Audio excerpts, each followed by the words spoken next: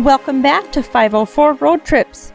Today we're going to continue our Minneapolis city tour, and we'll be crossing the Mississippi River 4 times in this video.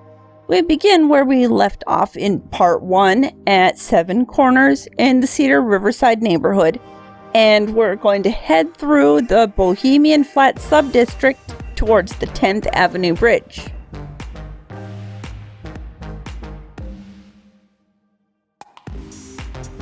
As we prepare to make the left turn onto 19th Avenue, the University of Minnesota Law School is directly in front of us.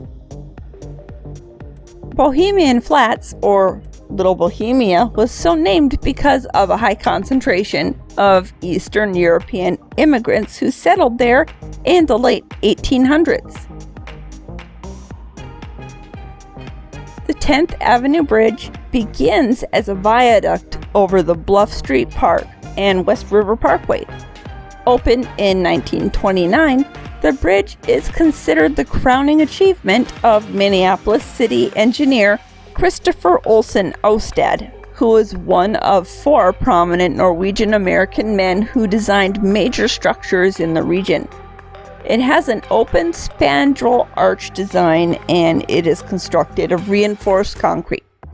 This bridge rises 101 feet above the downstream end of the Lower St. Anthony Falls Lock and Dam.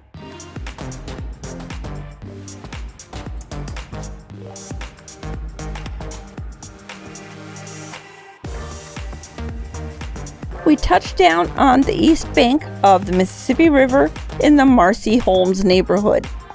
All of the streets in this neighborhood are prefixed with southeast, being south of Hennepin and east of the river. The neighborhood is named after Marcy Open School and Holmes Park, which are located within the neighborhood. The American Alternative Music Act, popular in the late 1990s, Marcy Playground, took its name from the playground at Marcy Open School. Now we're going to head over to I-35W to cross back to the West Bank. For anyone not familiar with this naming convention of an interstate, I-35 splits into 2 separate freeways near Lakeville, south of the metro, with 35W continuing north through Minneapolis, and 35E also heading north but through downtown St. Paul. The freeways rejoin north of the metro near Llano Lakes, and I-35 continues traveling north to Duluth, its terminus. Until recently, this was the only interstate highway in the U.S. that had this kind of split, and I-35 actually had 2 of these EW splits, the other being in Dallas, Texas. Now we're getting onto I-35W, and we'll be crossing the river on the St. Anthony Falls Bridge. This bridge opened on September 18th, 2008. This replaced the original 1967 I-35W Mississippi River Bridge, which made national news when it catastrophically failed on August 1st, 2007, collapsing into the river below during evening rush hour. 145 people were injured and 13 people perished in this disaster. The new box girder bridge is equipped with anti-icing sprayers and was constructed with high-strength concrete.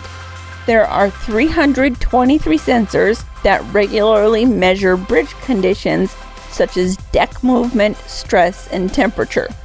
The length of time from the date that the contract was awarded to completion of the bridge was 365 days.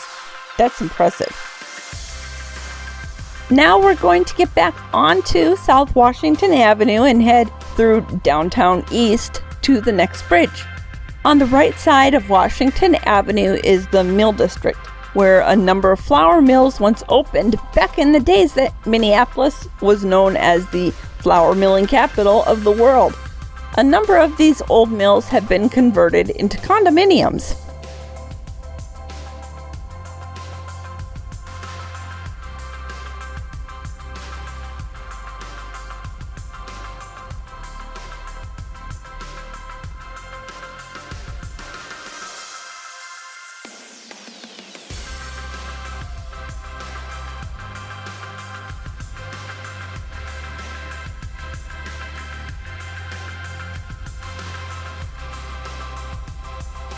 Just a reminder, if you haven't already, please hit that subscribe button and the bell beside it to be notified of when new videos come out.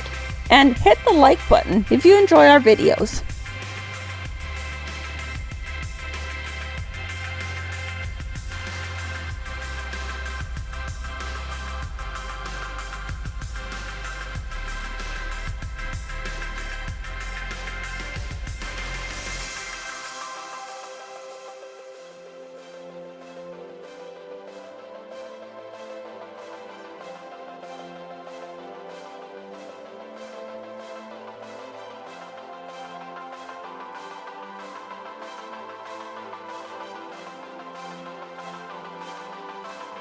Just ahead is the area once known as the Gateway District.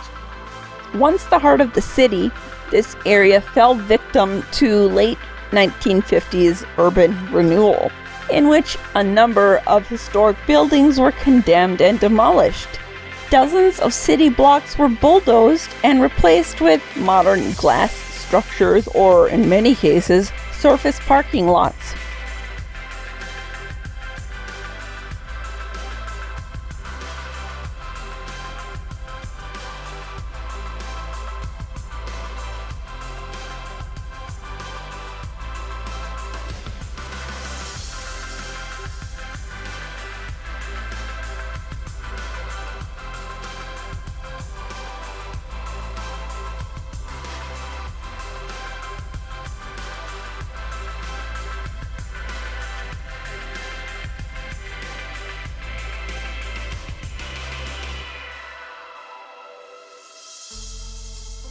We cross the river once again, this time on the 3rd Avenue Bridge, constructed between 1914 and 1918 and overhauled between 1979 and 1980, while preserving its historic design elements, which aren't really visible from the road deck, so we have a picture.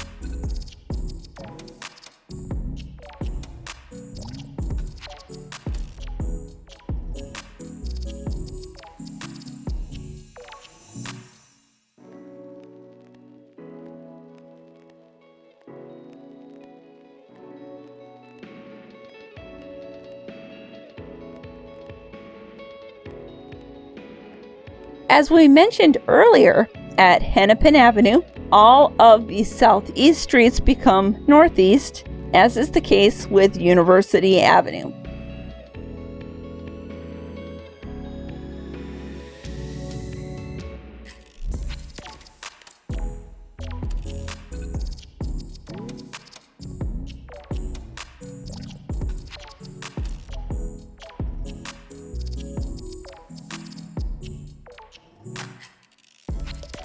Now we're going to make one more pass across the river on the Hennepin Avenue Bridge.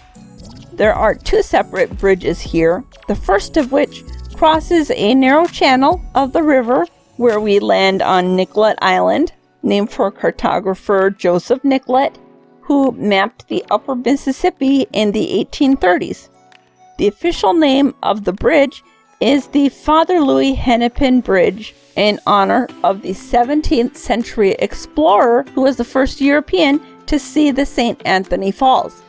The current bridge was built in 1990, but two previous bridges stood here, the earlier of which was built in 1855 and believed to be the first permanent span across the Mississippi River at any point. As we come off the Hennepin Avenue Bridge, we can see the Federal Reserve Bank of Minneapolis on the right-hand side.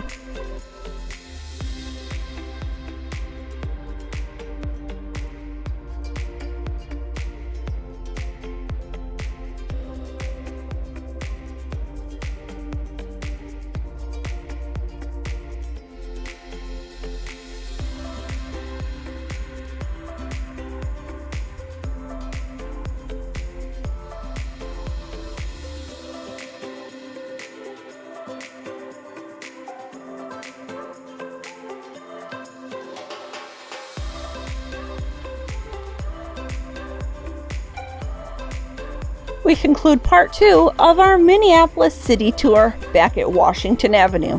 Thanks for watching. If you would like to help support our channel, please check out our merchandise at 504roadtrips.spreadshirt.com. If you liked this video, please give us a thumbs up, post a comment, subscribe, share, follow us on social media, and why don't you join us for our next 504 road trip?